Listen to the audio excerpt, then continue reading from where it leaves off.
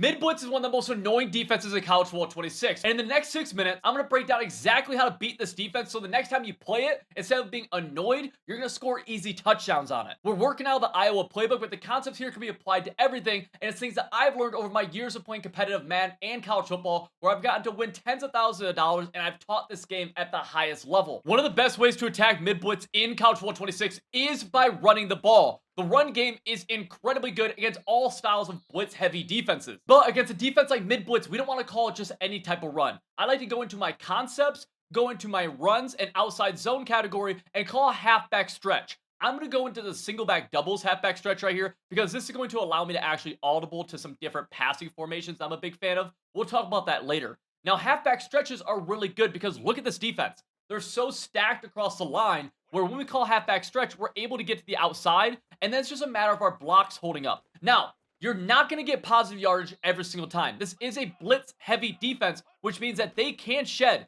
They can come free, and you could get negative yardage or just a couple of yards. But if you stay true to the running game, you are bound to break one, and that's going to get them out of this very annoying defense. Also, keep in mind that you can flip a lot of runs by simply flicking the right stick in either direction. So right here, I'm going to go to the left side. And if they're usering like this right here, like so many people do, guess what? If you run to the weak side, it's very hard for them to adapt. Bang, big play. College football 26, it's easy to make people miss, and you're able to get a ton of yards without really doing too much, right? This is pretty easy. I think pretty much anybody watching this video can start running stretches and get positive yards. It's important, though, you call the right runs against mid-blitz. You call the wrong ones, it's not going to go well. Now, our next way of attacking mid-blitz is actually going to be by passing and by blocking the mid-blitz. Now, I'm not going to give you some advanced blocking formula to do it. I'm going to give you a tried and true method. We're going to block our halfback, and we're going to block our tight end. You can do that by just hot routing them or by pressing LB or L1, going up on the right stick to max protect. That's going to block everybody. Now, when we do this, what we're saying is, hey, we are going to block this blitz. We're only going to send out a few routes, and I'm trusting that we're putting out a good enough route combo that's going to be able to beat this coverage they're putting on the field. Think about it. They're blitzing so many people where it's going to be a pain to be able to actually play coverage defense if you have time in the pocket. Look what I'm doing here as well. I'm audibling from a running formation into the passing formation. Then I'm going to go into a max protect. Now here, I like this route combo, but the one I don't love is my outside right wide receiver. B, he's just on a fade route. Right here against this off coverage, it's just kind of pointless. If it was pressed, that'd be different, right? Because that fade from B technically could get open, and so I'd probably keep him.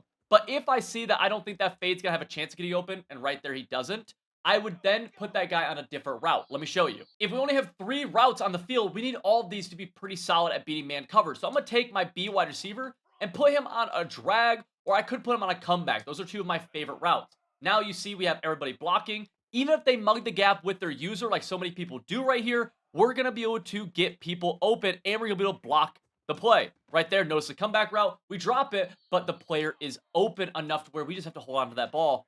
That's fine. That's just football for you, baby, right? Sometimes we got to be able to make a contested catch. Right here, we have the drag open. I'm going to throw him. Awesome. Now, of course, you do have a user defender who's making plays. That's why we need numerous routes that complement each other and do a good job. Right here, they have to worry about the drag that beats man, the in route that beats man, and the comeback route that beats man.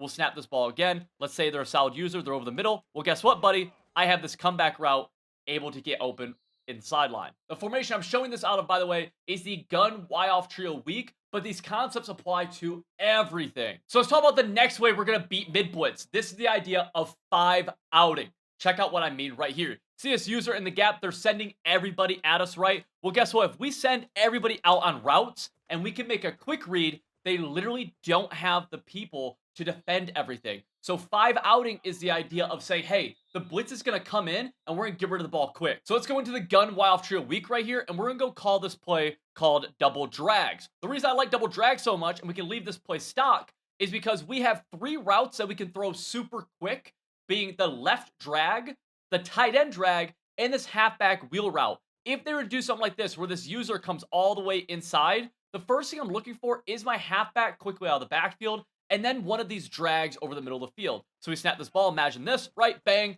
Even though they're blitzing more people than we're blocking, we're able to get this ball off fast enough. And if, let's say, they were to immediately jump out here with their user, Let's snap this ball again. Well, I'm able to hit this drag, and we have the potential for either a short gain like that, or potentially a ton of rack. You gotta think, now they're worried about the run game from when you're in that single back formation before you audible.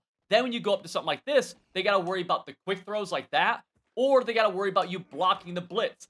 Essentially, when you combine these three tactics together, right, running the ball, blocking the blitz, and 5 outing, what you're going to find is that they can no longer run this defense and they have to get out of it. So we take one of the most annoying defenses in the game and we turn it into something that we can easily beat. Now, if you want schemes that break down exactly how to do this in more detail, you should check out civil.gg, where we have full offensive and defensive schemes built for all game modes and all skill levels, and you get 30% off everything we have with code CIVIL30, which is linked in the top description. Just click that link and you'll join over 2,000 active members using all of our guides to win more games.